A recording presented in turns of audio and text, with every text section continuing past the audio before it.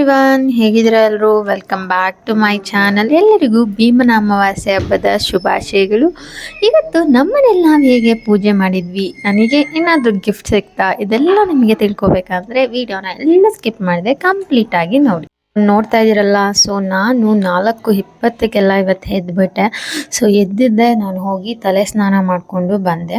So actually ಸೀರೆ ಹಾಕ್ಕೊಂಡು ಪೂಜೆ ಸ್ಟಾರ್ಟ್ ಮಾಡೋಣ ಅಂದ್ಕೊಂಡೆ, ಬಟ್ ತುಂಬ ಟೈಮ್ ಆಗಿಬಿಡುತ್ತೆ. ಆನ್ ಟೈಮ್ಗೆ ಪೂಜೆ ಮಾಡಬೇಕಿತ್ತು ನಾನು. ಸೊ ಅದಕ್ಕೆ ಓಕೆ, ಡ್ರೆಸ್ಸೇ ಹಾಕ್ಕೊಂಡು ಫಸ್ಟ್ ಪೂಜೆ ಎಲ್ಲ ಮುಗಿಸೋಣ, ಪಾದ ಪೂಜೆ ಮಾಡಬೇಕಾದ್ರೆ ಸೀರೆ ಹಾಕೋಣ ಅಂತ ಇಲ್ಲಿ ರೆಡಿ ಆಗ್ತಾಯಿದ್ದೀನಿ. ಸೊ ಫಸ್ಟು ತಟ್ಟೆಯಲ್ಲಿ ಅಕ್ಕಿ ಇಟ್ಕೊಂಡೆ.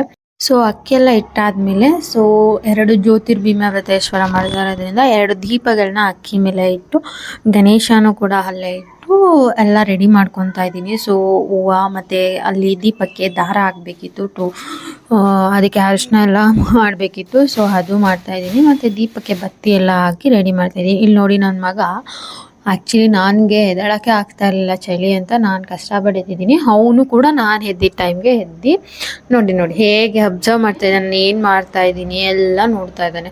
ಅಮ್ಮ ಏನು ಮಾಡ್ತೈತೆ ಅಂದ್ಬಿಟ್ಟು ಬಂದು ನೋಡ್ತಾಯಿದ್ದೆ. ಹೇಗೆ ನೋಡ್ತಾ ಇದ್ದಾನೆ ನೋಡಿ, ಎಷ್ಟು ಕ್ಯೂಟ್ ಅಲ್ವಾ? ಸೊ ನಮಗೆ ಎದ್ದೇಳೋಕ್ಕಾಗಲ್ಲ, ಅವನಿಗೆ ನಿದ್ದೆ ಬರೋಲ್ಲ.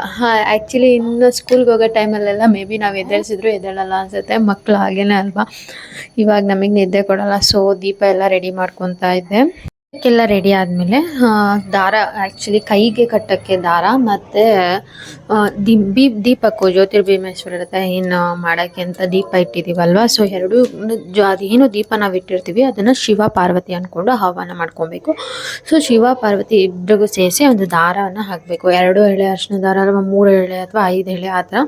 ಸೊ ನಾನು ಅದಕ್ಕೆ ಅದು ದಾರ ಪ್ರಿಪೇರ್ ಮಾಡ್ಕೊತಾ ಇದ್ದೀನಿ. ಮತ್ತು ಕೈಗೆ ಕಟ್ಟೋಕ್ಕೂ ಕೂಡ, ಸೊ ಇವಾಗ ನಾವು ಕೈಗೆ ಕೂಡ ಏನಂದರೆ ಹೇಗೆ ಅಂದರೆ ಹೇಗೆ ಕಟ್ಟೋ ಆಗಿಲ್ಲ. ಸೊ ನೀವು ಒಂದಷ್ಟು ದಾರ, ವೈಟ್ ದಾರ ತೊಗೊಂಡು ಅದಕ್ಕೆ ಅರಿಶಿನ ಮಾಡಿಕೊಂಡು 5 ದಾರ ಅಥವಾ 9 ದಾರ ಆ ಥರ ತೊಗೊಂಡು, ಅದಾದಮೇಲೆ ಅದಕ್ಕೆ ಸೊ ನೆಕ್ಸ್ಟ್ ದಾರ ಏನಿದೆ ನಾವು 5 ಎಳೆ ಅಥವಾ 9 ಎಳೆ ಅದು ತೊಗೊಂಡಿರೋದಕ್ಕೆ ಗಂಟಾಗಬೇಕು. ಸೊ ನೀವು ಮದುವೆ ಆಗಿದ್ದೀರಾ ಅಂದರೆ 5 ಗಂಟು. ಸೊ ಇನ್ನು ಮದುವೆ ಆಗಿಲ್ಲ, ಪೂಜೆ ಮಾಡ್ತಾಯಿದ್ದೀರಾ ಅಂದರೆ 9 ಗಂಟು ಹಾಕಬೇಕಾಗತ್ತೆ. ಅವಿವಾಹಿತೆಯರು 9 ಗಂಟು, ಮದುವೆ ಆಗಿರೋರು 5 ಗಂಟು. ಸೊ ನಾನು ಅದನ್ನೇ 5 ಗಂಟೆ ಹಾಕ್ತಾಯಿದ್ದೆ.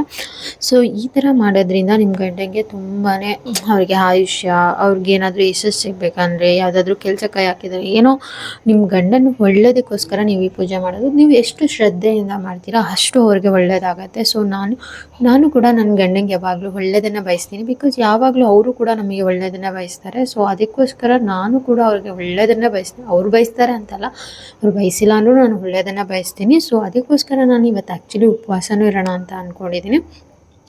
ಸೊ ಅವ್ರಿಗೋಸ್ಕರ ನಾನು ಈ ದಿನ ಪೂಜೆ ಮಾಡ್ತಾ ಇರೋದು. ಸೊ ಅವರಿಗೆ ನಿಜವಾಗ್ಲೂ ಒಳ್ಳೇದಾಗಬೇಕು, ನಾನು ದೇವ್ರ ಹತ್ರ ಅದೇ ಕೇಳ್ಕೊತೀನಿ. ಅವ್ರು ಯಾವಾಗಲೂ ಖುಷಿಯಾಗಿ ನೆಮ್ಮದಿಯಾಗಿರಬೇಕು. ಅವ್ರು ಖುಷಿಯಾಗಿದ್ದರೆ ನಾನು ಖುಷಿಯಾಗಿದ್ದೇ ಇರ್ತೀನಿ. ಅವ್ರ ಖುಷಿನೇ ನನ್ನ ಖುಷಿ ಅಂತಲೇ ಹೇಳ್ಬೋದು. ಸೊ ನನ್ನ ಹಸ್ಬೆಂಡ್ಗೋಸ್ಕರ ನಾನು ಈ ವ್ರತನ ತುಂಬ ಶ್ರದ್ಧೆಯಿಂದ ಮಾಡ್ತಿದ್ದೀನಿ. ನೀವು ಕೂಡ ಅಷ್ಟೇ, ನೀವೇನು ಪೂಜೆ ಮಾಡ್ತೀರಾ ಅದನ್ನು ಶ್ರದ್ಧೆಯಿಂದ ಮಾಡಿ. ಇಲ್ಲಿ ನೋಡಿ, ನಾನು ಇಲ್ಲೇನೋ ಮಾಡ್ತಾಯಿದ್ದೀನಿ ಸೀರಿಯಸ್ಸಾಗಿ. ಇಲ್ಲಿ ನೋಡಿ ನನ್ನ ಮಗ ಬಂದು ಹೇಗೆ ತರಲೆ ಮಾಡ್ತಿದ್ದಾನೆ ಅಂತ. ಅಮ್ಮ ಏನು ಮಾಡ್ತಿದ್ಯಾ? ವೀಡಿಯೋ ಮಾಡೋಕ್ಕಿಟ್ಟಿದೆ, ಅಲ್ಲಿ ಹೋಗ್ತಿದ್ದಾನೆ ಪಾಪ ಅಂದ್ಕೊಂಡು. ಎಷ್ಟು ಕ್ಯೂಟಾಗಿ ಅಂತಾನಂದರೆ ನಿಜವಾಗ್ಲೂ ಸಖತ್ ಕ್ಯೂಟ್ ಅಂತಲೇ ಹೇಳ್ಬೋದು ನನ್ನ ಮಗನ. ಅವನಿದ್ರೆ ಅಂತೂ ನಮಗೆ ಟೈಮ್ ಹೋಗೋದೇ ಗೊತ್ತಾಗಲ್ಲ. ನೋಡಿ ಎಷ್ಟು ಬೇಗ ಎದ್ದು ಹೇಗೆ ಆಡ್ತಾ ಇದ್ದಾನೆ, ಕಲ್ಲ ಅವನು ಆ್ಯಕ್ಚುಲಿ. ಮೈ ಕ್ಯೂಟ್ ಬೇಬಿ ಅಂತಲೇ ಹೇಳ್ಬೋದು. ನೋಡಿ ಪಾಪ ಅಂದ್ಕೊಂಡು ಬರ್ತಾನೆ. ಸಖತ್ತು ಕ್ಯೂಟ್. ನಿಜ, ಮಕ್ಕಳಿದ್ರೆ ಮನೇಲಿ ಟೈಮ್ ಹೋಗೋದು ಗೊತ್ತಾಗಲ್ಲ, ಎಷ್ಟು ಖುಷಿ ಇರುತ್ತೆ, ಮನಸ್ತಾಪಗಳು ಕಮ್ಮಿ ಇರುತ್ತೆ ಅಂತಲೇ ಹೇಳ್ಬೋದು. ಏನೋ ಮಗು ಇದ್ದರೆ ತುಂಬಾ ಖುಷಿ ಆಗುತ್ತೆ. ಸೊ ಅದಾದಮೇಲೆ ನಾನು ಮನೆ ಮುಂದೆ ಹೊಸ್ಲಿಗೆಲ್ಲ ಅರಿಶಿನ ಎಲ್ಲ ಹಾಕಿ ಕ್ಲೀನ್ ಮಾಡ್ಕೊತಾ ಇದ್ದೀನಿ.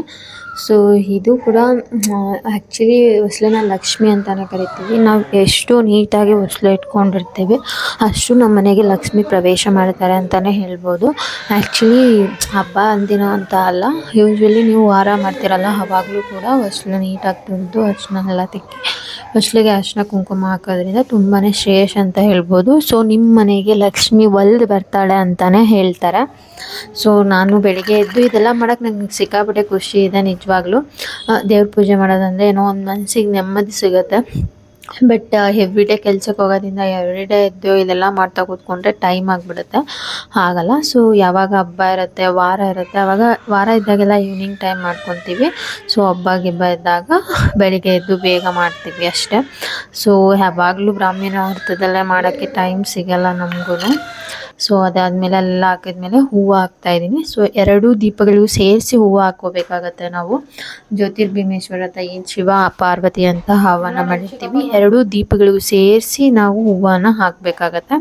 ಹೂವೆಲ್ಲ ಹಾಕಿದ್ಮೇಲೆ ನಾವೇನು ದಾರ ಆವಾಗಲೇ ಅರಿಶಿನ ಎಲ್ಲ ಹಾಕಿ ಇಟ್ಟಿದ್ವಲ್ಲ, ಸೊ ಆ ದಾರನ ಕೂಡ 2 ದೀಪಗಳಿಗೂ ಸೇರಿಸಿ ಹಾಕಬೇಕು.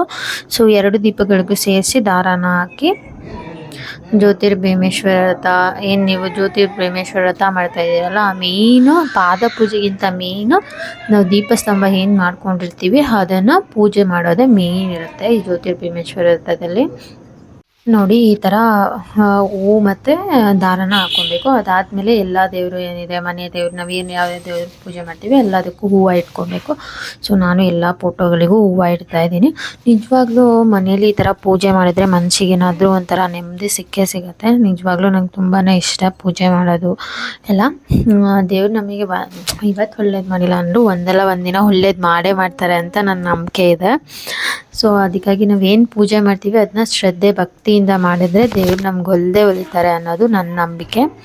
ಸೊ ನಿಜವಾಗ್ಲೂ ನೀವೂ ಕೂಡ ಶ್ರದ್ಧೆಯಿಂದ ಭಕ್ತಿಯಿಂದ ಪೂಜೆ ಮಾಡಿ. ನಿಜವಾಗ್ಲೂ ದೇವರು ಒಂದಲ್ಲ ಒಂದು ರೀತಿಯಲ್ಲಿ, ಸೊ ಇದೇ ರೀತಿ ಅಂತಲ್ಲ, ಏನೋ ಒಂದು ನಿಮ್ಗೆ ಆಗಬೇಕಂದ್ರೆ ಅದು ಫುಲ್ ತಪ್ಪಿಸಿಲ್ಲ ಅಂದರೂ ಅರ್ಧ ಆದರೂ ಯಾವುದೋ ಒಂದು ರೀತಿಯಲ್ಲೇ ತಪ್ಪಿಸ್ತಾರೆ. ನಾನು ಯೂಶ್ವಲಿ ಈ ರಾಯರ ಪೂಜೆ ಮಾಡ್ತೀನಿ, ಗಣೇಶ ಪೂಜೆ ಮಾಡ್ತೀನಿ, ಅವರು ಕೂಡ ನನಗೆ ಯಾವತ್ತೂ ಕೈ ಬಿಟ್ಟಿಲ್ಲ. ಆ್ಯಂಡ್ ಶಿವ ನಂಜುಂಡೇಶ್ವರ ನಮ್ಮ ಮನೆ ದೇವರು ಅಂತಲೇ ಹೇಳ್ಬೋದು. ಸೊ ಅವರು ಕೂಡ ನಮ್ಮ ಕೈ ಬಿಟ್ಟಿಲ್ಲ. ಯಾವುದಾದ್ರೂ ಒಂದು ರೀತಿಯಲ್ಲಿ ಏನೇ ಪ್ರಾಬ್ಲಮ್ ಅಂದರೂ ಕಾಪಾಡ್ತಾರೆ. ಸೊ ಇವಾಗಲೂ ಕೂಡ ಏನಾದರೂ ತೊಂದರೆ ಆದರೂ ಅವ್ರು ನಮ್ಮನ್ನ ಕಾಪಾಡ್ತಾರೆ ಅನ್ನೋ ನಂಬಿಕೆ ಇದೆ. ಸೊ ಹೂವು ಎಲ್ಲ ಇಟ್ಟು ರೆಡಿ ಮಾಡಿಕೊಂಡೆ ದೇವ್ರ ಫೋಟೋನ. ಸೊ ಅದೆಲ್ಲ ರೆಡಿ ಮಾಡಾದಮೇಲೆ ನಾನು ರೆಡಿ ಆಗೋಕ್ಕೆ ಹೋದೆ. ಬಿಕಾಸ್ ಪಾದ ಪೂಜೆ ಮಾಡೋಕ್ಕೆ ಸ್ಯಾರಿ ಹಾಕ್ಕೊಳ್ಳೋಣ, ಹೇಗೂ ಕಾಲೇಜ್ಗೂ ಸ್ಯಾರಿ ಹಾಕ್ಕೊಂಡು ಹೋಗ್ಬೇಕಂತ. ಅದಾದಮೇಲೆ ನಾನು ಆವಾಗಲೇ ಹೇಳಿದ್ನಲ್ಲ 5 ಗಂಟೆಯಿಂದ ದಾರ ಮಾಡಿಟ್ಟಿದ್ದೀನಿ ಇಬ್ಬರು ಕೈಗೂ ಕಟ್ಕೊಳ್ಳೋಕ್ಕೆ ಅಂತ. ಸೊ ಅದನ್ನು ಕೂಡ ದೇವ್ರ ಮುಂದೆ ಇಟ್ಟಿದ್ದೀನಿ. ಸೊ ಇನ್ನೂ ಪೂಜೆ ಮಾಡಿಲ್ಲ, ರೆಡಿ ಆಗಿಬಿಟ್ಟೆ ಪೂಜೆ ಮಾಡೋಣ ಅಂದ್ಬಿಟ್ಟು ಎಲ್ಲ ರೆಡಿ ಮಾಡಿ ಇಟ್ಟೆ. ಆ್ಯಂಡ್ ಅದೆಲ್ಲ ಆದಮೇಲೆ ಪಾದ ಪೂಜೆಗೆ ಏನೇನು ಬೇಕು, ತಟ್ಟೆ, ಚೊಂಬು ಅದು ಕೂಡ ಎಲ್ಲ ರೆಡಿ ಮಾಡಿಟ್ಟೆ. ಆಮೇಲೆ ಪಾದ ಪೂಜೆ ಮಾಡೋಕ್ಕೆ ಅರಿಶಿನ, ಕುಂಕುಮ, ಅಕ್ಷತೆ, ಹೂವು, ಗಂಧಕಡ್ಡಿ, ದೀಪ, ಆರತಿ ಮಾಡೋಕ್ಕೆ ಎಲ್ಲ ಕೂಡ ರೆಡಿ ಮಾಡಿ ಇಟ್ಟುಬಿಟ್ಟು ಆಮೇಲೆ ನಾನು ರೆಡಿ ಆಗೋಕ್ಕೆ ಹೋದೆ. ಸೀರೆನ ಹಾಕೊಳ್ಳೋಣ ಅಂದ್ಕೊಂಡೆ. ನೀವೆಲ್ಲ ನೋಡಿರ್ತೀರಾ ನಮ್ಮ ಪಾಪು ಬರ್ಡೇ ವಿಡಿಯೋ ನೋಡಿದರೆ. ಸೊ ಮೈಸೂರು ಸಿಲ್ಕ್ ಸ್ಯಾರಿ ಹಾಕ್ಕೊಂಡಿದ್ದೆ ಬ್ಲೂ ಕಲರು. ಸೊ ಅದೇ ಸೀರೆ ಬಟ್ ಸಿಂಗಲ್ ಪೆನ್ ಹಾಕ್ಕೊಂಡು ಹೋಗೋಣ ಕಾಲೇಜ್ಗೆ ಅಂತ ಅಂದ್ಕೊಂಡೆ. ಸಿಂಪಲ್ಲಾಗಿ ರಾಯಲ್ ಆಗಿ ಕಾಣಿಸುತ್ತೆ ಅಂತ. ಈ ಕಲರ್ ನನ್ನ ತುಂಬ ಫೇವ್ರೇಟು. ಸೊ ತುಂಬ ಜನಕ್ಕೆ ಇದು ಇಷ್ಟ ಆಗುತ್ತೆ ಅಂದ್ಕೊತೀನಿ. ಸೊ ಈ ಸೀರೆ ಎಲ್ಲಿ ತೊಗೊಂಡೆ, ಏನು ಇನ್ಫಾರ್ಮೇಷನ್ ಬೇಕಂದರೆ ಕಮೆಂಟ್ ಮಾಡಿ. ಸೊ ನಾನು ಕಮೆಂಟ್ ಬಾಕ್ಸಲ್ಲಿ ಶೇರ್ ಮಾಡ್ತೀನಿ. ಆ್ಯಂಡ್ ಯೂಶ್ವಲಿ ನಾನು ಗೋಲ್ಡ್ ಇಯರಿಂಗ್ಸ್ ಎಲ್ಲ ಜಾಸ್ತಿ ಹಾಕ್ಕೊಳ್ಳಲ್ಲ. ಸೊ ಇವತ್ತು ಹಾಕ್ಕೊಳ್ಳೋಣ ಅನಿಸ್ತು. ಬಿಕಾಸ್ ಒಂಥರ ಟ್ರೆಡಿಷ್ನಲ್ ಆಗಿ ರೆಡಿ ಆಗೋಣ ಅಂದ್ಬಿಟ್ಟು ಹಾಕ್ಕೊಂಡೆ. ಸೊ ಅದಾದಮೇಲೆ ರೆಡಿ ಎಲ್ಲ ಆದಮೇಲೆ ದೀಪ ಅಂಟಿಸ್ಬಿಡೋಣ ಅಂದ್ಬಿಟ್ಟು ದೀಪ ಅಂಟಿಸೋಕ್ಕೆ ಅಂತ ಬಂದಿದೆ. ಸೊ ದೀಪ ದೇವ್ರ ಹತ್ರ ಬೇಡ್ಕೊಂಡು ದೀಪ ಅಂಟಿಸೋಣ ಅಂದ್ಬಿಟ್ಟು ಅಂಟಿಸ್ತಾ ಇದ್ದೀನಿ. ಸೊ ದೇವ್ರು ಎಲ್ಲರಿಗೂ ಒಳ್ಳೇದು ಮಾಡಲಿ, ನಮಗೂ ಕೂಡ ಒಳ್ಳೇದು ಮಾಡಲಿ ಅಂತ ಕೇಳ್ಕೊತೀನಿ. ಫಸ್ಟ್ ಆಫ್ ಆಲ್ ನಾನು ಯಾವಾಗಲೂ ಬೇಡ್ಕೊಳ್ಳೋದು ಎಲ್ಲರಿಗೂ ಒಳ್ಳೇದು ಮಾಡಪ್ಪ ಅಂತ ಕೇಳ್ಕೊತೀನಿ. ಅದಾದಮೇಲೆ ನನಗೆ ಏನು ಬೇಕೋ ಅದನ್ನು ಕೇಳ್ಕೊತೀನಿ.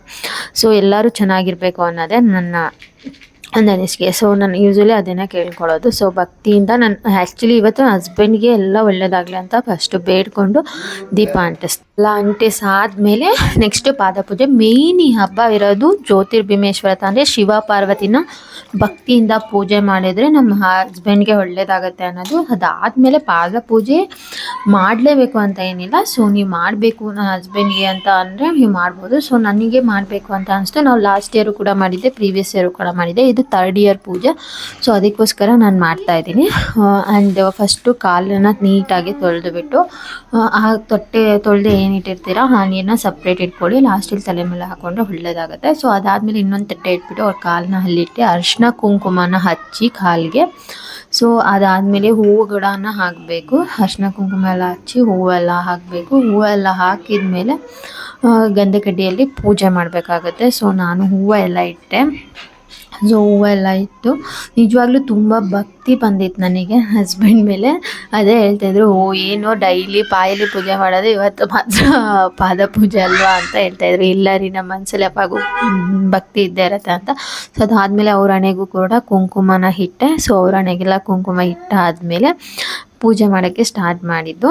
ಸೊ ನಾನು ಇವಾಗ ಪೂಜೆ ಮಾಡ್ತಾಯಿದ್ದೀನಿ. ನಿಜವಾಗ್ಲೂ ನನ್ನ ಹಸ್ಬೆಂಡ್ಗೆ ತುಂಬ ಒಳ್ಳೆಯದಾಗಬೇಕು. ಅವ್ರು ತುಂಬ ಹಾರ್ಡ್ ವರ್ಕ್ ಮಾಡ್ತಾರೆ ಆ್ಯಂಡ್ ತುಂಬ ಒಳ್ಳೆ ಮನಸ್ಸಿದೆ ಅವರಿಗೆ.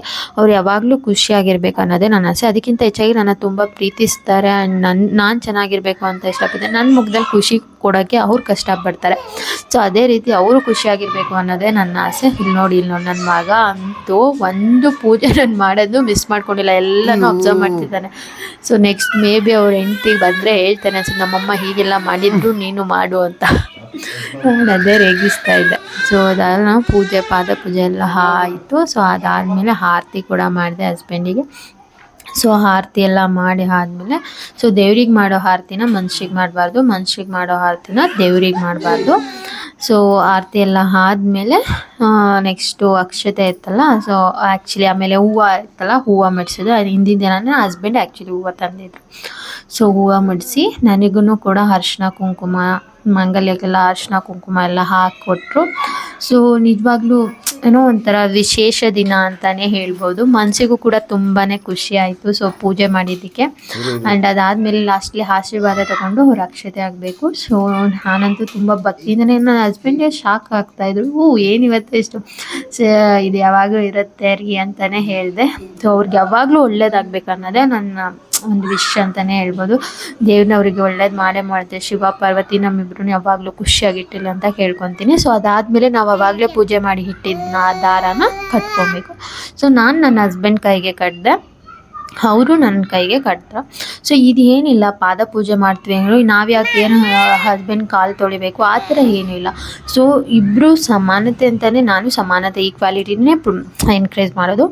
ಏನಂದರೆ ಇದು ನನ್ನ ಹಸ್ಬೆಂಡ್ಗೋಸ್ಕರ ನಾನು ಮಾಡ್ತಿರೋ ಪೂಜೆ. ಅವ್ರು ಯಾವಾಗೂ ಖುಷಿಯಾಗಿರ್ಬೇಕು. ಅದರಲ್ಲಿ ನಾನು ಯಾಕೆ ಅವರಿಗೆ ಕಾಲಿಗೆ ಬೀಳಬೇಕು ಆ ಥರ ಎಲ್ಲ ಭಾವನೆ ನನಗೆ ನಿಜವಾಗ್ಲೂ ಇಲ್ಲ. ಸೊ ಅವ್ರಿಗೆ ಒಳ್ಳೇದಾಗುತ್ತೆ ಅಂದರೆ ನಾನು ಕಾಲಿಗೆ ಬೀಳ್ತೀನಿ, ಏನು ತೊಂದರೆ ಇಲ್ಲ.